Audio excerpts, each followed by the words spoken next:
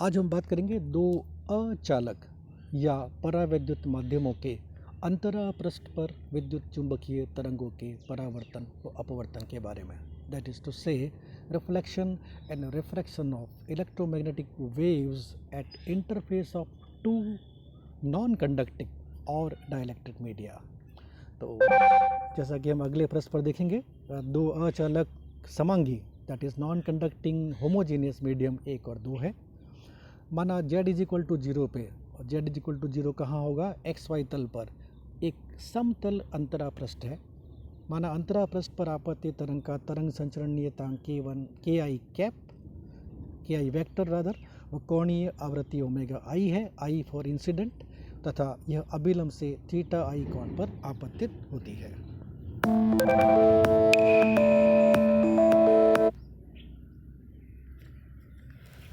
जैसा कि चित्र में स्पष्ट है,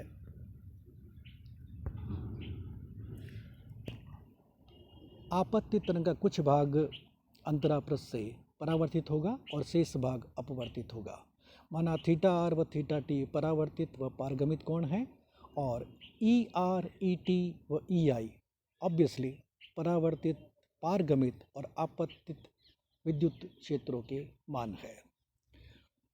तो E I can be written as E O I E to the power I K I dot R minus omega I T. इसी तरह से ई आर और ई टी की समीकरण लिखी जा सकती है, जहाँ ई O I E O R E O T आपतित, परावर्तित और पारगमित आयाम है, जबकि के आई के आर के टी तरंग संचरण सदिश और omega i omega r omega t कोणीय आवृत्तियों के मान है। अब हम यहाँ बाउंड्री कंडीशन इस्तेमाल करेंगे कि विद्युत क्षेत्र E का स्पर्शीय घटक अंतरापृष्ठ पर सतत रहता है। That is to say E1 parallel is equal to E2 parallel. आपतित व परावर्तित तरंगे माध्यम 1 में है, जैसा कि चित्र से स्पष्ट है, जबकि पारगमित माध्यम 2 में है। अतः E1 parallel can be written as EI parallel plus ER parallel, क्योंकि ये दोनों एक ही माध्यम है, जबकि E2 पैरेलल दूसरे माध्यम में है, इसलिए we can write E2 parallel is equal to ET parallel. तो समीकरण 1 2 3 4 और 5 को इस्तेमाल करें तो वी विल गेट समीकरण नंबर 6।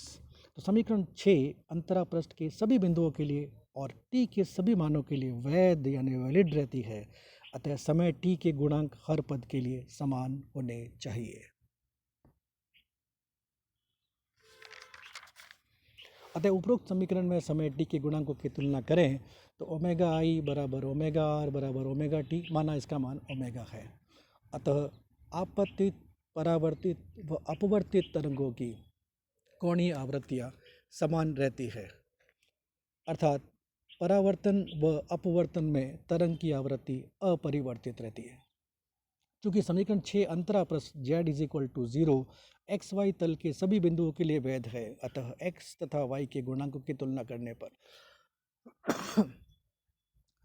के I dot R is equal to के R dot R is equal to के T dot R at Z is equal to 0।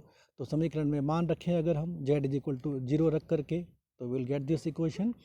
और z इज इक्वल टू 0 रखना है, so what we will get is k I x plus k i y is equal to के are x x plus k r y y plus k T x x plus k t y Y.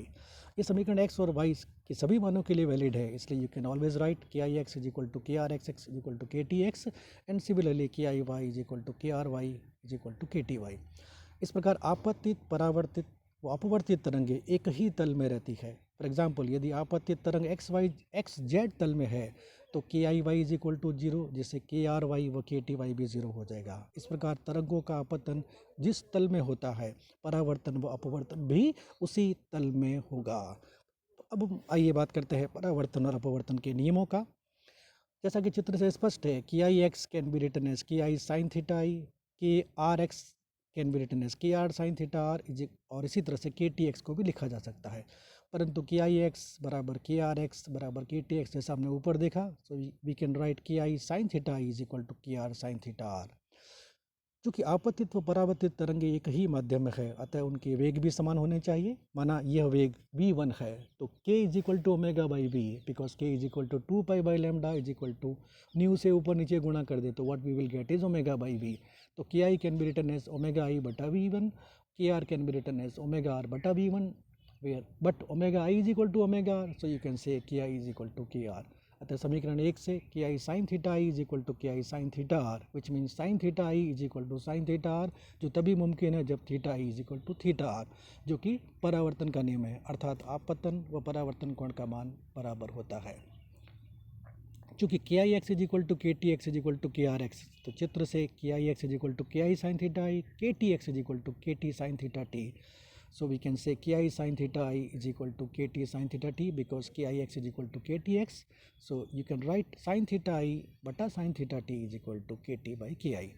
यदि माध्यम 2 में तरंग का वेग v2 हो तो kt will be equal to omega t by v2, but omega I is equal to omega t is equal to omega r is equal to omega. So we can write omega I बटा v1. Therefore kt by ki from these equations is equal to v1 by v2. तो समीकरण 2 और 3 से sign theta i बटा sine theta t is equal to v1 by v2। अब चूंकि अपवर्तनांक is equal to निर्वात में वेग अपॉन माध्यम में वेग होता है, तो we can write n1 is equal to c by v1, we can also write n2 is equal to c by v2। So what we have is sine theta i by sine theta t is equal to c by n1 upon c by n2, which gives you n2 by n1। So sine theta i by sine theta t is equal to n2 by n1, जो कि Snell's का नियम है अपवर्तन के लिए। इस प्रकार विद्युत चुंबकीय तरंगों के परावर्तन व अपवर्तन को समझा जा सकता है।